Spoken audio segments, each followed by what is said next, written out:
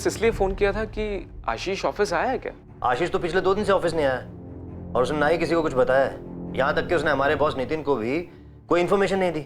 मैंने कहा भी था उससे कि जाने से पहले नितिन सर को बता के जाए। वो कहीं जाने वाला था? कुछ बताया उसने? हाँ, फोन आया था उसका 2 दिन पहले। विवेक, मैं निधि और बच्चों को लेकर महाबलेश्वर जा रहा हूँ 4 दिनों के लिए। आज पूरे वेस्टर्न डिवीजन सेल्स टीम की मीटिंग है ऑफिस में और तू बोल रहा है तू महाबलेश्वर जा रहा है? प्लान अचानक बना है, मैं चेंज नहीं कर सकता, मुझे जाना पड़ेगा। कब बना है प्लान? कल तो तूने इसके बारे में मेरे को कुछ नहीं बताया और ये मीटिंग तो पिछले 2 हफ्ते से फिक्स है ना। विवेक, मुझे जाना पड़ेगा, तू किसी तरह मैनेज कर लेना वहाँ पर। तो एक काम कर, तू मुझे नहीं नितिन सर को इन्फॉर्म कर। भाई बॉस वो है, मैं नहीं। तू बता देना सर को। और क्या बोलूंगा? तू इतनी इंपॉर्टेंट मीटिंग छोड़ के महाबलेश्वर घूमने जा रहा है? नहीं भाई, तू इन्फॉर्म कर दे, नहीं तो महाबलेश्वर तू घूमने जाएगा और बॉस की डांट मैं सुनूंगा। ठीक है, रहने दे, मैं ही बता देता हूँ सर को। लेकिन अब्दुल, आशीष ने नितिन सर को कुछ बताया ही नहीं, बिना बात किए चला गया और यहाँ अकेला सारी प्रॉब्लम मैं झेल रहा हूँ। महाबलेश्वर में कहाँ रुकने वाले थे? कुछ बताया उसने? नहीं, कुछ नहीं बताया आशीष ने। बस इतना ही कहा था कि 4 दिनों के लिए वो महाबलेश्वर जा रहा है।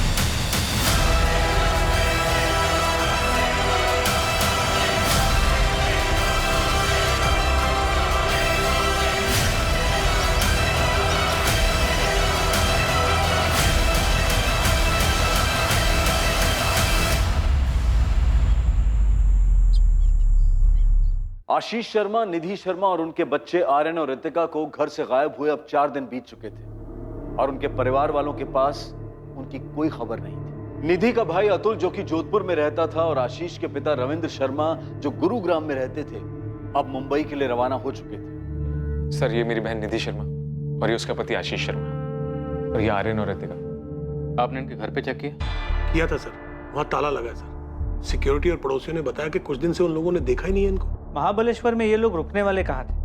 पहले भी कभी गए हैं वहाँ? सर, आशीष ने अपने कलीग विवेक को सिर्फ इतना बताया था कि वो वहां जा रहा है। हमें तो इस वेकेशन के बारे में पता ही नहीं था। कहाँ रुकने वाले हैं कहाँ से पता होगा सर?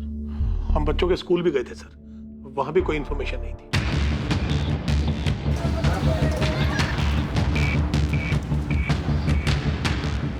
महाबलेश्वर का एक एक होटल चेक किया गया, लेकिन पुलिस को ना आशीष शर्मा या निधि शर्मा के नाम से कोई बुकिंग दी और ना ही उनकी कोई खबर।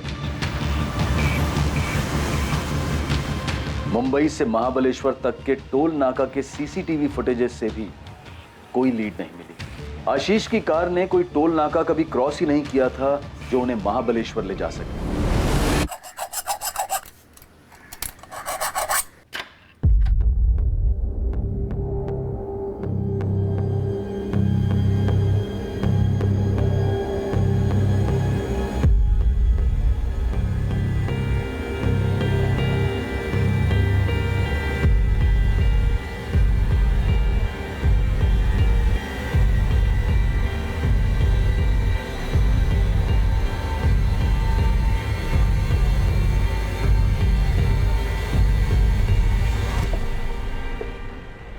सर, ये 2 मोबाइल मिले हैं। क्या ये दोनों फोन आशीष के ही हैं या आशीष और निधि के?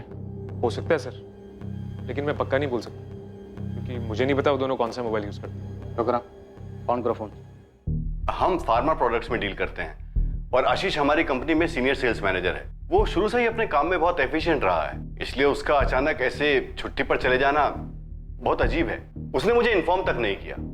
इनफैक्ट उसके इस बर्ताव से मैं काफी अपसेट भी हुआ था। क्या कोई ऐसी बात थी जिसकी वजह से आशीष परेशान थी? उसकी पत्नी निधि के भाई अतुल ने हमें बताया कि पिछले हफ्ते जब उनकी निधि से बात हुई वो काफी परेशान लग रही थी। नहीं सर, मेरी जब आशीष से बात हुई तो मुझे कुछ ऐसा लगा नहीं। मेरा मतलब है, हो सकता है ऐसा कुछ हुआ भी हो पर मुझे महसूस नहीं हुआ।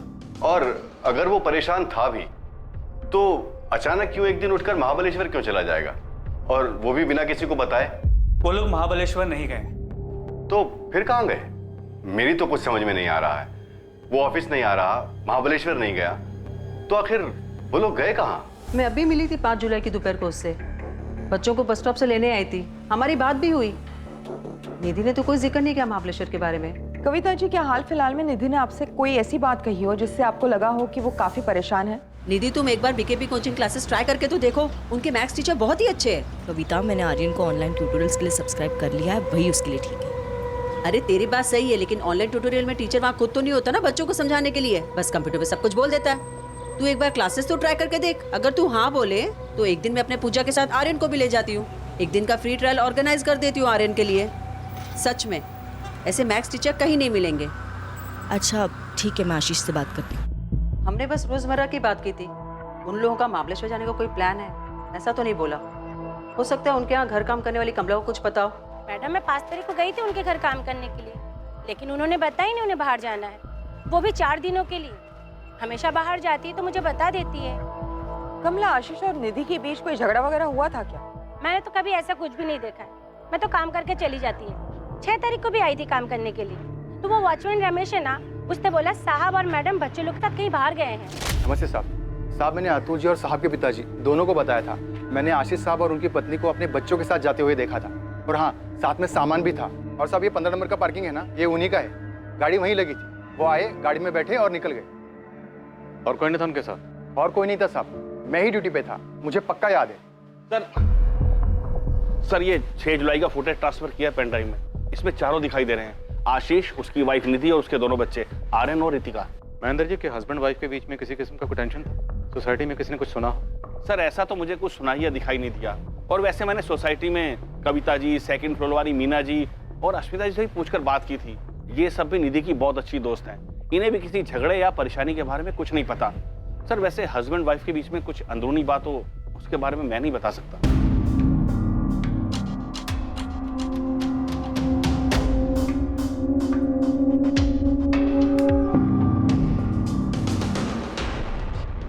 सर आमतौर पे बच्चे तो घूमने फिरने के लिए काफ़ी एक्साइटेड रहते हैं, और यहाँ पर भी बच्चे एक्साइटेड हैं। लेकिन आशीष और निधि, इनके चेहरों को देख के लगता ही नहीं कि ये लोग खुश हैं। आप खुद ही देखिए, ऐसा लग नहीं रहा कि छुट्टी पे जा रहे हैं। चेहरे पे इतनी उदासी। और महाबलेश्वर, वहाँ तो ये पहुँचे नहीं। हमने अपनी तरफ से महाबलेश्वर का हर एक होटल, लॉज सब जगह चेक करा। हमने सर्च ऑपरेशन तो लॉन्च कर दिए, पर किसी भी बाहरी खतरे की संभावना नजर नहीं आ रही। तो साफ है कि महाबलेश्वर वाली बात सिर्फ एक बहाना, लेकिन असल बात कुछ और है, जो सिर्फ पति पत्नी के बीच हुई, जिसकी वजह से परिवार समेत कहीं चले गए। पर सर ऐसा कैसे हो सकता है? दोनों के बीच में कुछ बात हुई हो और हमें भनक तक ना लगी हो। सर अगर दोनों का झगड़ा हुआ होता तो बच्चों पर उसका असर जरूर होता। बच्चे तो खुश नजर आ रहे हैं। हाँ, लेकिन निधि और आशीष वो तो खुश नहीं। और हो सकता है बच्चों को भी कुछ ना पता हो, जैसे आप लोगों को कुछ नहीं पता। किसी खतरे में तो नहीं है सर? मुझे सच में उनकी बहुत फिक्र हो रही है सर। हो भी सकता है, और आप लोग ही बेहतर बता सकते हैं कि अगर खतरा था तो कहाँ से, क्योंकि बाहर से कुछ नज़र नहीं आया। रितिका ने कभी किसी परेशानी के बारे में नहीं बताया। मैंने उसके सारे क्लासमेट से बात की है, अगर कुछ होता तो किसी ना किसी से ज़रूर कहती वो। और आर्यन, उसकी तो 2 हफ्ते पहले ही पेरेंट टीचर मीटिंग थी, निधि भी आई थी उसमें। उसको देखकर बिल्कुल नहीं लग रहा था वो थोड़ी भी परेशान है। वो लोग 6 जुलाई को निकले थे। उसके 4-5 दिन पहले रितिका और आर्यन के बर्ताव में कोई बदलाव? नहीं मैम, कोई भी बदलाव नहीं था। अगर ऐसा कुछ होता तो मुझे जरूर पता चलता। रितिका भी बिल्कुल नॉर्मल थी। अगर कुछ बदलाव होता तो मैं नोटिस जरूर करती उसे। और अजीब बात तो ये है मैडम कि कल से आर्यन के क्वार्टरली एग्जाम स्टार्ट हुए हैं, जो कि बहुत ही इंपॉर्टेंट होते हैं। कोई भी माँ उस बीच अपने बच्चों को छुट्टियों पे कैसे ले जा सकती है? 11 जुलाई 2017 आशीष शर्मा और उसके परिवार के गायब होने के ठीक 5 दिन बाद एक खबर आई, जिससे आखिरकार ये पता चला कि वो लोग पूरे परिवार के साथ अपनी कार लेकर मुंबई से किस तरफ निकले थे। इस खबर ने इस मिसिंग केस को और भी ज्यादा उलझा दिया था, लेकिन इस खबर की ही मदद से पुलिस को आखिरकार आशीष और उसके परिवार को ढूंढने में सही दिशा मिली थी।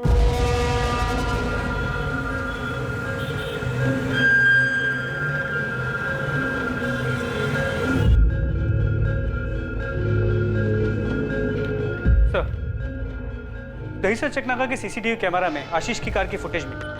दहीसर चकनाका तो मतलब महाबलेश्वर तो नहीं गए, और आशीष ने विवेक को जो बोला था वो सिर्फ एक बहाना ही था।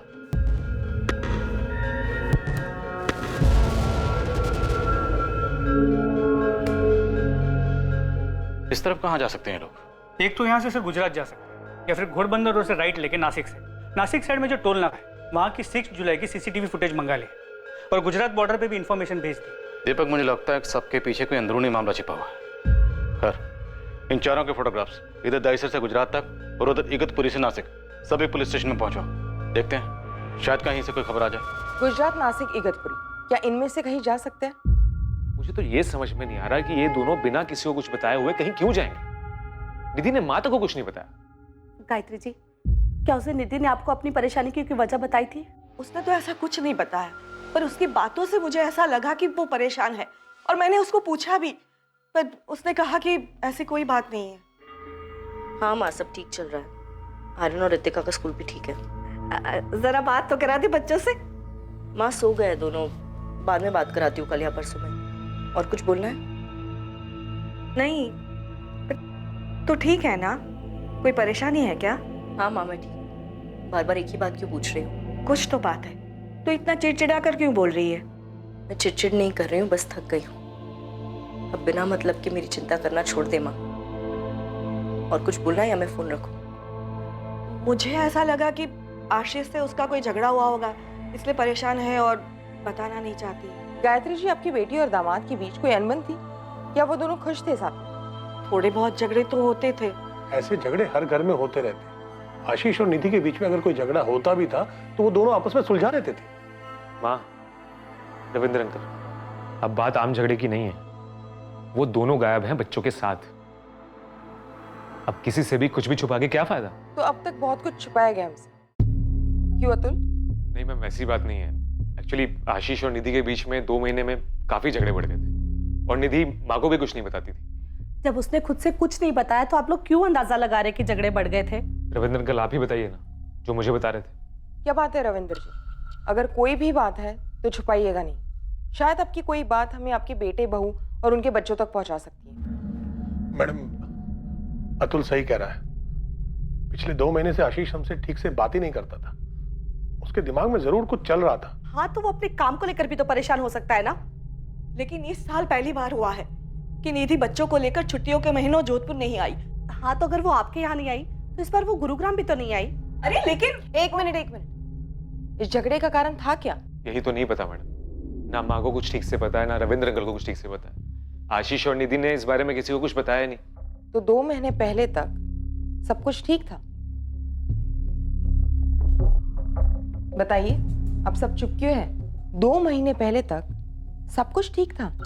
हमें तो सब कुछ ठीक ही लग रहा था 2 महीने पहले तक। मैडम, उन दोनों के बीच में जो कुछ भी चल रहा था उन्होंने हमें कुछ नहीं बताया, पर यह बात पक्की है कि कुछ तो ठीक नहीं था उन दोनों के बीच में।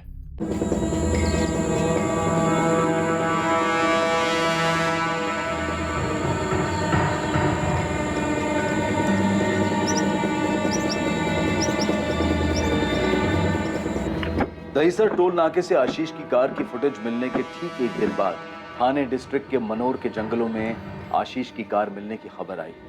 वहां पर देखो सबके। सर हमें ये गाड़ी उधर ही खड़ी मिली थी। अंदर का नजारा बहुत भयानक है, लाशें मिली। करीब 1 घंटे पहले ये गाड़ी यहाँ लोकेट हुई।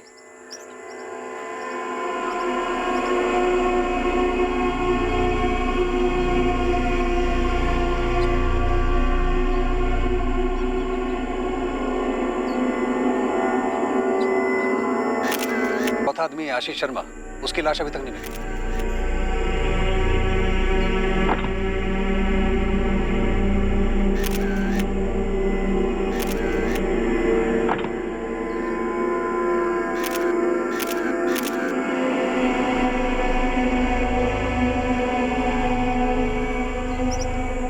सर, आशीष शर्मा की लाश नहीं मिली, लेकिन तलाश जारी है। आखिर इस फैमिली में ऐसा हुआ क्या? किसने जबरदस्ती कुछ किया हो? ऐसा लग तो नहीं रहा। सर, चांसेस है कि ये केस सुसाइड का हो। पूरी फैमिली ने एक साथ किया, लेकिन सिर्फ आशीष की बॉडी नहीं। सर, मैंने एक टीम भेजी पास की वेतना नदी के लिए, लेकिन साड़े देख के तो यही लग रहा है कि पहले सुसाइड करने की कोशिश की गई थी और फिर बाद में हिम्मत टूट गई।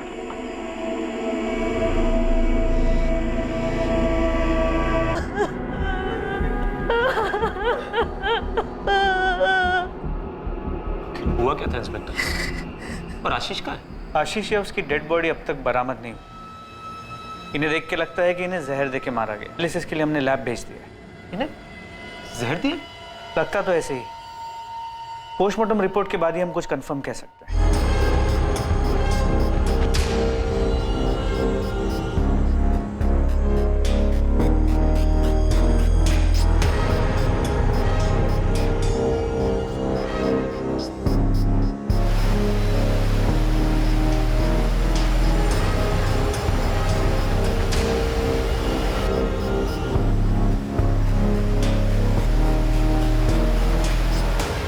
डॉक्टर साहब, हमारी तलाश जारी है। आज भी 3 डाइवर्स गए हैं नदी में। लेकिन हमें कुछ मिला नहीं है। मैंने दूसरी टीम को नदी के आगे भी छानबीन करने के लिए कहा। इस केस में काफी गड़बड़ है। सुसाइड है या मर्डर, या फिर मर्डर को सुसाइड का रूप किसी ड्रग कंपोनेंट का मिसयूज किया गया है? हाँ, बेरामेक्सिन का इस्तेमाल किया गया था। बच्चों को भी यही दवाई दी गई है? हाँ, आपको एक चॉकलेट का बॉक्स मिला था? यस। दवाई शायद उसी में मौजूद थी। बच्चों को मुश्किल से 5 मिनट लगे होंगे कोलैप्स करने में, और उनकी माँ को लगभग 10 मिनट लगे होंगे, और मौत उसके तुरंत बाद ही हो गई होगी। ऑफिसर, आपका अंदाजा बिल्कुल सही है। चॉकलेट्स में बेरामेक्सिन मौजूद है, वो भी काफी ज्यादा क्वांटिटी। ये जो बंदा आशीष शर्मा फार्मा कंपनी में काम करता है, तो पक्का इस ड्रग के बारे में जानता होगा। इनफैक्ट हो सकता है कि इसकी कंपनी इस ड्रग की डिस्ट्रीब्यूटर हो। हाँ सर, हमारी कंपनी बेरामेक्सिन की डिस्ट्रीब्यूटर है। आशीष सेल्स में था और इसके बारे में जानता था। सर यकीन ही नहीं आता कि आशीष इस तरह खुद की और अपने परिवार की जान ले सकता है। आशीष ने अपने बीवी और बच्चों को मारने के बाद खुद सुसाइड किया है या नहीं, ये अब तक क्लियर नहीं है। हमें सिर्फ उसके बीवी और बच्चों की बॉडी मिली। इतना क्लियर है कि उसने वो जहरीले चॉकलेट्स क्राइम सीन पे नहीं खाए, इसलिए या तो आशीष या उसकी डेड बॉडी अब तक मिसिंग है।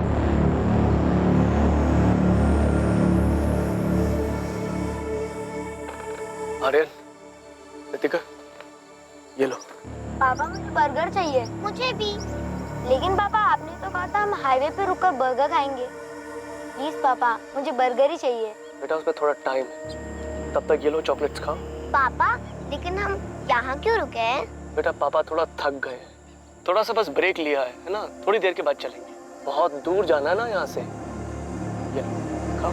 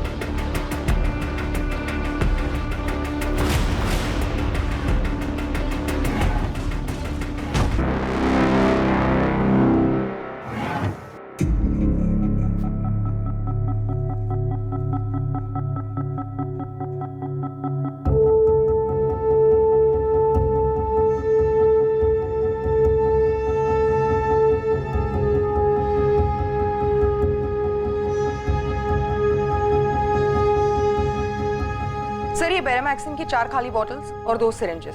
सुसाइड नोट कहीं नहीं मिला, पूरा घर छान मारा। परिवार में, ऑफिस में और आस पड़ोस में किसी को भी इनके घर की असली हालत की खबर नहीं, पर सिचुएशन इस हद तक बिगड़ गई थी कि सुसाइड करने की नौबत आ गई, पर किसी को भनक तक नहीं लगी। इस सुसाइड को पूरी प्लानिंग के साथ अंजाम दिया गया, और ये बेरामेक्सिन की खाली शीशियां भी इस बात का सबूत है।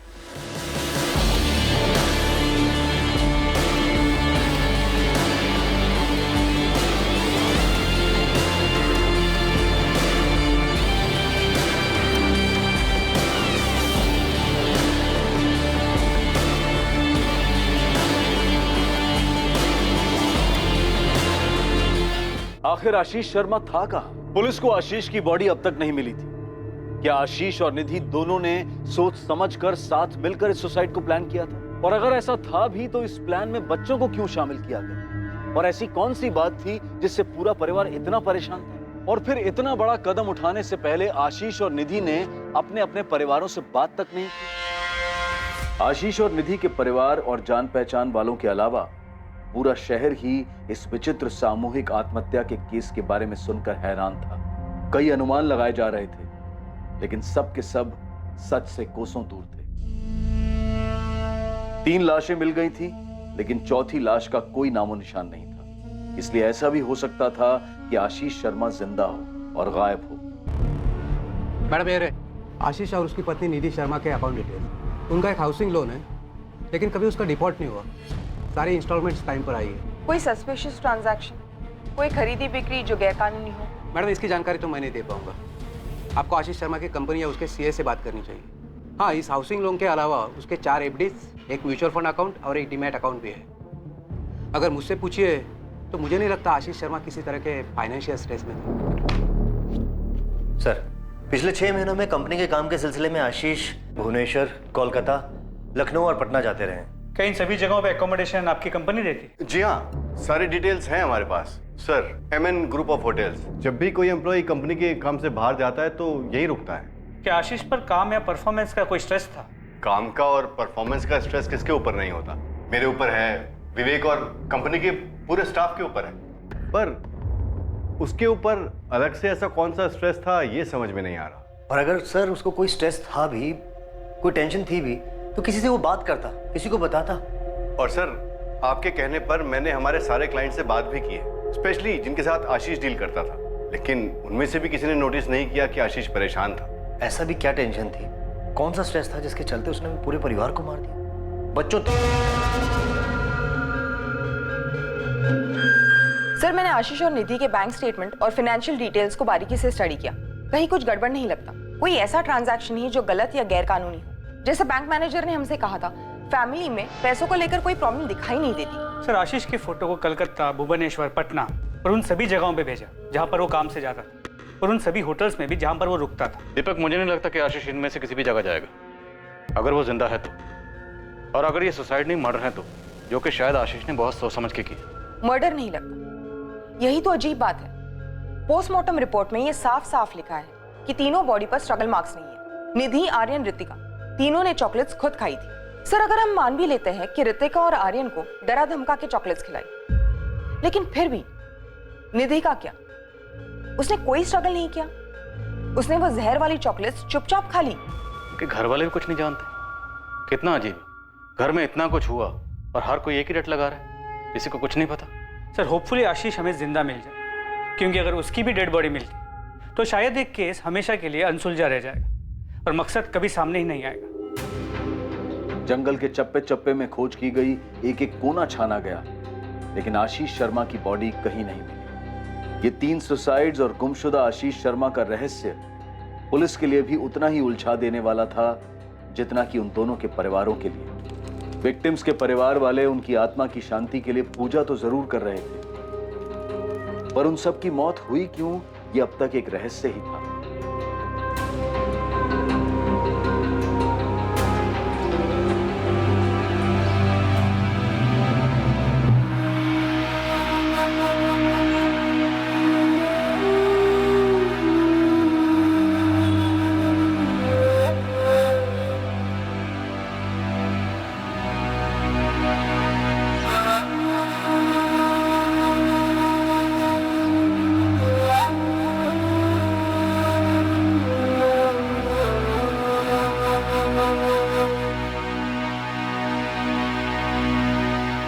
आशीष शर्मा जिंदा था और दर दर भटक रहा था, दिशाहीन और निर्जीव। का होगा वो बहुत दर्दनाक होगा, हम सबकी बर्दाश्त के बाहर। हमारा तो ठीक है, मगर बच्चों का क्या? निधि, निधि, निधि, प्लीज मेरी बात समझो। नदी में कूद के जान लेना ही सबसे सही। नहीं आशीष, नहीं।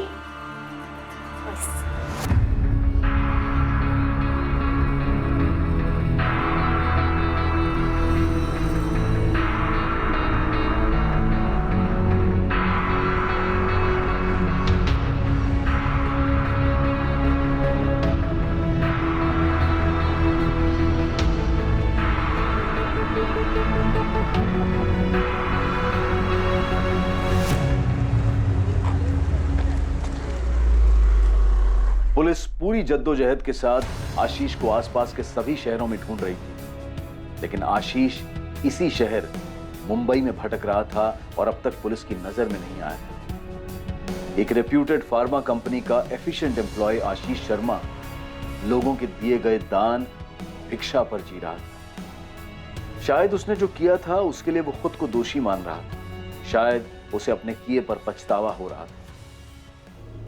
इन भयानक आत्महत्याओं के पीछे का कारण और मकसद, और वो एक आदमी जिसकी वजह से ये सब हुआ, और इस सब के पीछे का सच अब सामने आने वाला था। और इस सच को सामने लाने वाला कोई और नहीं, खुद आशीष शर्मा था, जो शायद दर दर भटक कर अब थक चुका था, अपने गुनाहों का प्रायश्चित करना चाहता था।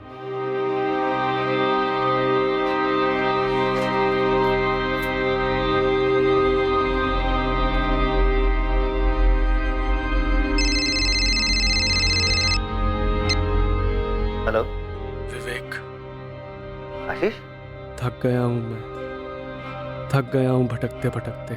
आशीष तू है कहाँ?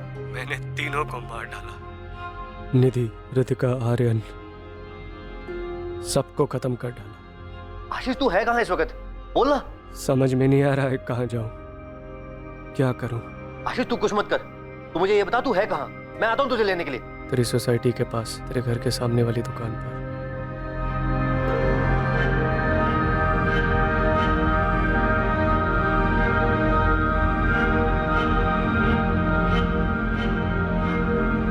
आशीष, आशीष ये तूने क्या कर दिया? क्यों किया? कुछ तो बोल। और ये क्या हो गया तुझे? माँ, अभी अभी फोन आया कि आशीष मिल गया। क्या? उसने कुछ कहा? क्यों मार डाला उसने सबको? उसने अभी तक किसी को कुछ नहीं बताया माँ। मैं अभी मुंबई के लिए निकल रहा हूँ। रविंद्र अंकल और कल्पना आंटी भी वहां पहुंच रहे होंगे। क्यों आशीष, ऐसी क्या मजबूरी थी जिसने तुम्हें अपने परिवार की जान लेने पर मजबूर कर दिया? हम दोनों ने मिलकर यह फैसला लिया था, प्लान बनाया था आत्महत्या करने का। कई सारी तरीके ढूंढे, सबसे आसान यही लगा जिससे किसी को भी तकलीफ नहीं हो। मैं किसी को भी दर्द नहीं देना चाहता था। निधि भी मेरी बात मान गई।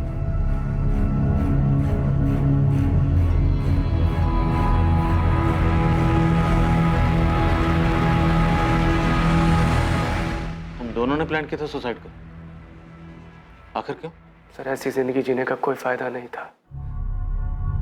मैं घुट घुट के नहीं जीना चाहता था। सारी गलती मेरी थी। निधि और बच्चे बेकसूर थे। कैसी गलती आशीष? कौन सी गलती? आखिर ऐसी कौन सी गलती थी जिसने तुम्हें 3 जिंदगी लेने पे मजबूर कर दी?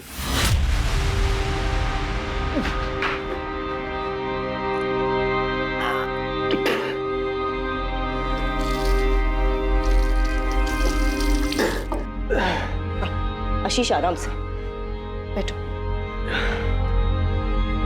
पी लो आशीष, पानी पी लो। आशीष, कितनी बार कहा है किसी अच्छी डॉक्टर से चेकअप करवा लो। आज 4 दिन हो गए, तुम्हारी उल्टी बंद होने का नाम ही नहीं ले रही है। हाँ बाबा, करा लूंगा। खुद परेशान हो गया अपनी तबीयत खराब होने की वजह से। तुम आराम करो।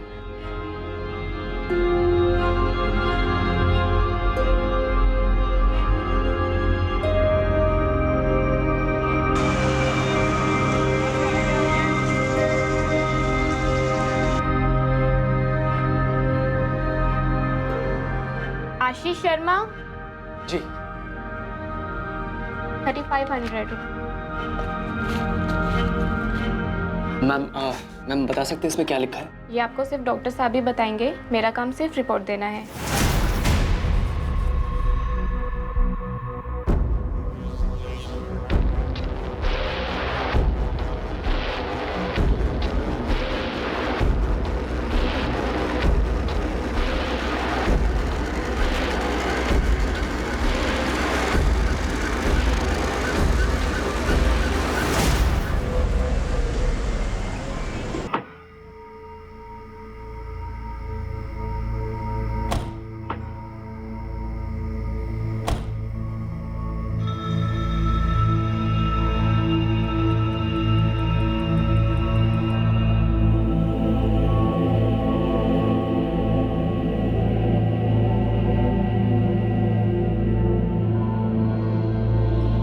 आशीष, तुमने अब तक कपड़े नहीं बदले?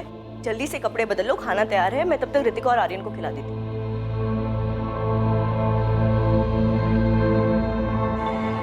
क्या हुआ, तुम ठीक हो ना? आशीष क्या हुआ, कुछ बोलोगे? कुछ बताना है तुम्हें। क्या बताना चाहते हो? जब मैं ऑफिस के काम से पटना गया था, मैंने अपना चेकअप करवाया था और इस बार कोलकाता के ट्रिप में फिर से सारे टेस्ट करवाए। मुझे लगा पटना की रिपोर्ट गलत आई होगी, मगर दोनों जगह के रिजल्ट एक ही है। निधि, हम HIV पॉजिटिव। आशीष, लेकिन ऐसा कैसे हो सकता है? ऐसे कोई HIV पॉजिटिव तो नहीं।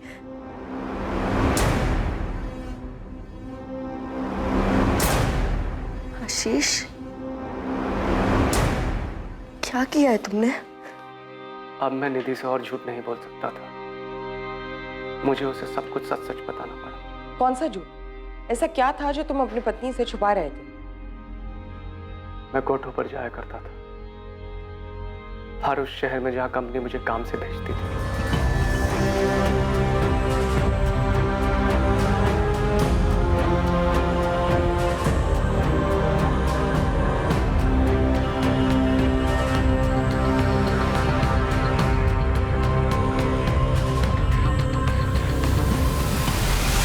कुछ दिनों से, बल्कि कुछ महीनों से मुझे बड़ा अजीब सा लग रहा था।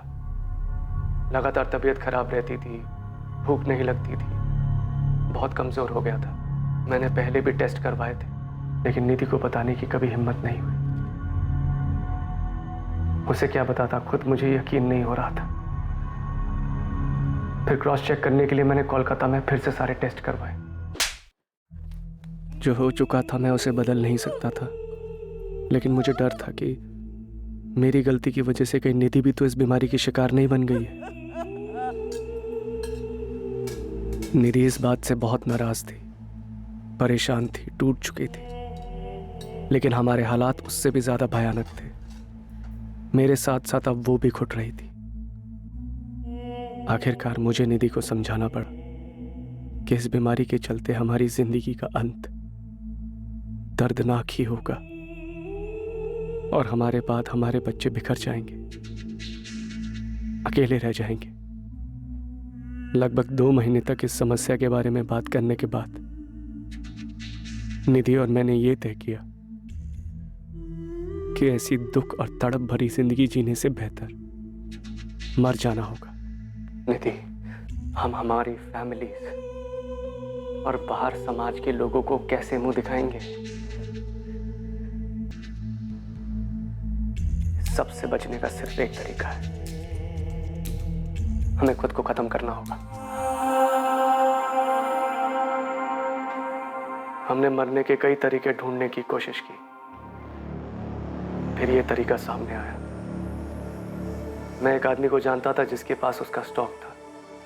मैंने उसे झूठ बोल दिया कि हॉस्पिटल में इमरजेंसी में इसकी जरूरत है, और उसने वो बॉटल्स मुझे दे दी। तुम सबके मारने का प्लान था, पूरे परिवार को? जी। तुम कैसे बच गए? बीमारी तो तुम्हें ही थी ना? मैं डर गया था सर, हिम्मत हार गया था मैं।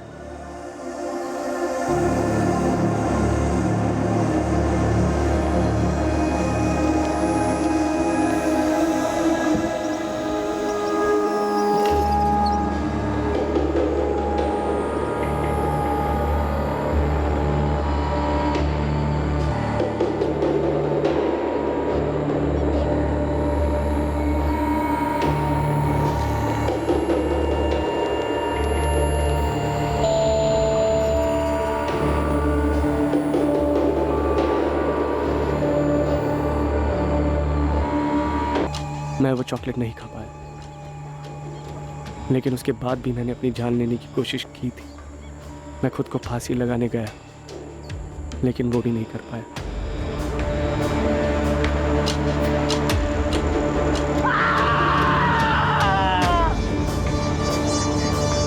कोशिश भी की, मगर कभी हिम्मत नहीं। सर, मैं गुनहगार हूं अपनी बीवी का, अपने बच्चों का। मैंने बहुत बेरहमी से उन्हें मरते हुए देखा है, सब मेरी वजह से। तो तुम्हारे HIV पॉजिटिव होने की रिपोर्ट कहाँ है? तुम्हारे घर की तलाशी में तो हमें ऐसी कोई रिपोर्ट नहीं मिली, और ना ही घटना स्थल पर तुम्हारी गाड़ी में कोई ऐसी रिपोर्ट मिली। वो रिपोर्ट्स मैंने जला दी थी। और निधि की रिपोर्ट्स वो कहाँ है? मैंने निधि का टेस्ट नहीं करवाया था। तुमने निधि के टेस्ट कभी करवाए नहीं, तो तुम्हें कैसे पता था कि निधि HIV पॉजिटिव की? रिपोर्ट्स वो कहाँ है? मैंने निधि का टेस्ट नहीं करवाया था। तुमने निधि के टेस्ट कभी करवाए नहीं, तो तुम्हें कैसे पता था कि निधि HIV पॉजिटिव थी? सर, वो मेरी पत्नी थी, और एक नॉर्मल कपल की तरह हमारे बीच भी फिजिकल रिलेशन था। तो स्वाभाविक है, अगर मुझे HIV पॉजिटिव है तो उसे भी होगा। और बच्चे, उनका क्या? उन्हें क्यों मार डाला? बच्चे बेकसूर थे सर, उन्हें तो पता भी नहीं था कि हमने क्या प्लान किया।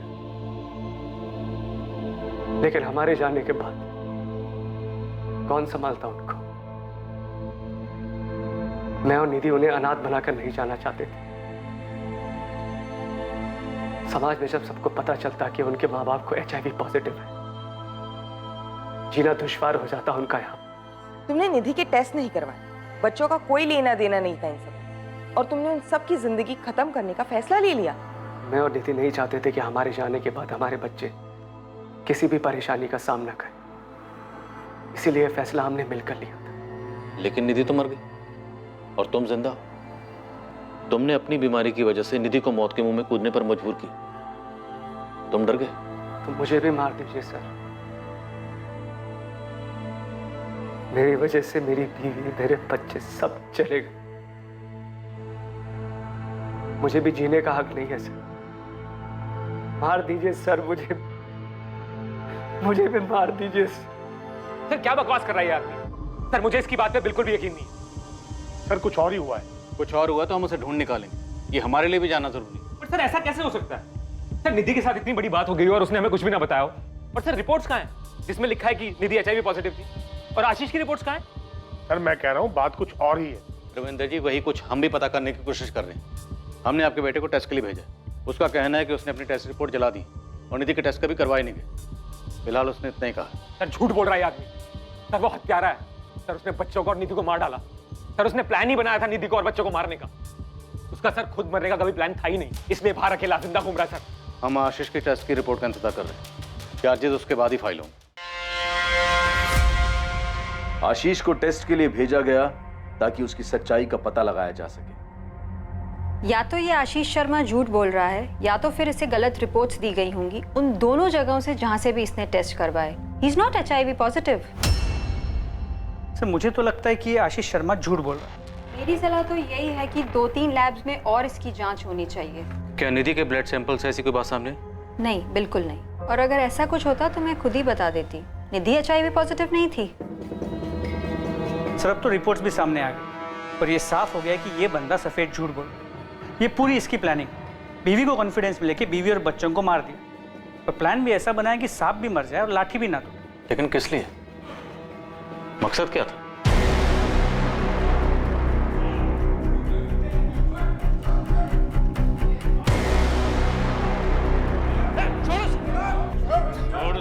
आशीष के ब्लड सैंपल्स दूसरे 2-3 लैब्स में टेस्ट के लिए भेजे गए और वहां भी रिजल्ट यही था, आशीष शर्मा HIV पॉजिटिव नहीं था। आशीष से कड़ी पूछताछ की गई ताकि इस जुर्म का असल मकसद सामने आ सके, ये पता चल सके कि आशीष झूठ बोल रहा था या नहीं। कहीं ऐसा तो नहीं था कि आशीष ने जानबूझकर अपनी पत्नी को HIV पॉजिटिव वाली बात पर यकीन दिलाया था ताकि वो निधि और बच्चों से अपना पीछा छुड़ा सके। लेकिन बार बार पूछने पर भी आशीष अपने पहले बयान पर टिका रहा। आशीष शर्मा पर IPC की धारा 302 के तहत अपनी पत्नी और बच्चों की हत्या करने के चार्जेस लगाए गए। केस के ट्रायल के दौरान भी आशीष इसी बात पर टिका रहा। यह उसका और उसकी पत्नी का आपसी सहमति से लिया गया फैसला था। ट्रायल के बाद आशीष शर्मा को उसकी पत्नी और बच्चों के मर्डर के चार्ज में उम्र कैद की सजा सुनाई गई। निधि का परिवार समझ ही नहीं पा रहा था कि निधि ने उनसे बात क्यों नहीं की। बिना कोई जांच पड़ताल किए उसने इतना भयानक कदम क्यों उठाया। आशीष के माता पिता भी अब तक इस बात को समझ नहीं पा रहे हैं कि आशीष ने ऐसे कैसे इतने बड़े जुर्म को अंजाम दे दिया, जबकि उसके पीछे का कारण बेमतलब था। आशीष ने अपनी पत्नी और बच्चों के साथ आखिर ऐसा क्यों किया? आशीष शर्मा की इस कहानी में सिर्फ उसका अपराध बोध सामने आया था।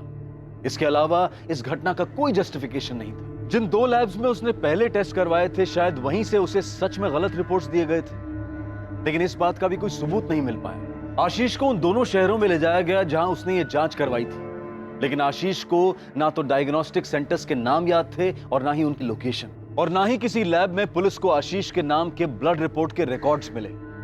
क्या आशीष झूठ बोल रहा था या इस सब के पीछे कोई और मकसद था? इस पूरे केस को बहुत ही बारीकी से स्कैन किया गया, लेकिन ना तो आशीष का कोई लव अफेयर और ना ही उसके अतीत की कोई प्रेम कहानी सामने आई जो इस खतरनाक और दुखद अंत के पीछे का मकसद हो सकता था। एक आदमी अपनी बीमारी को लेकर बेफजूल के डर की वजह से अपने ही परिवार को तबाह कर बैठा। पछतावा और सिर्फ पछतावा, बदकिस्मती से ना तो हम गुजरे हुए समय को वापस ला सकते हैं और ना ही उठाए गए कदम को वापस मोड़ सकते हैं। आशीष ने जो सड़क ली थी उसका कोई यू टर्न नहीं था। समझदारी इसी बात में होती कि आशीष सेकंड ओपिनियन लेता, अपने करीबी रिश्तेदारों से बात करता। ऐसे नाजुक हालात में आपके अपने ही आपको सहारा दे सकते हैं, ऐसा भयानक कदम उठाने से रोक सकते हैं। अगर आशीष ने भी समझदारी दिखाई होती तो वो 3 मासूम जानें बच सकती थी। अब मैं अनूप सोनी आपसे विदा लेता हूं, फिर मुलाकात होगी एक और नए केस के साथ।